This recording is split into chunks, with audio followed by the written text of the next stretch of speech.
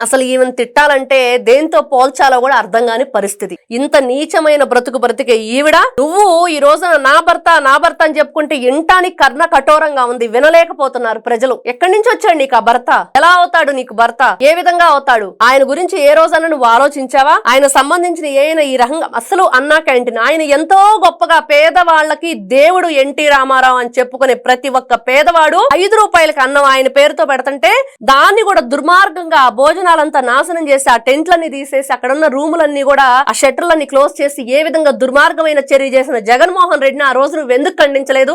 ఎందుకు మాట్లాడలేకపోయింది లక్ష్మీ పార్వతి? ఈ రోజున కట్టుకథలు చెప్పుకుంటూ కాకమ్మ కబుర్లు పతివ్రత శిరోమణిలా మాట్లాడుతుంది. అంటే దుర్మార్గురాల్ని ఏం చెయ్యాలి?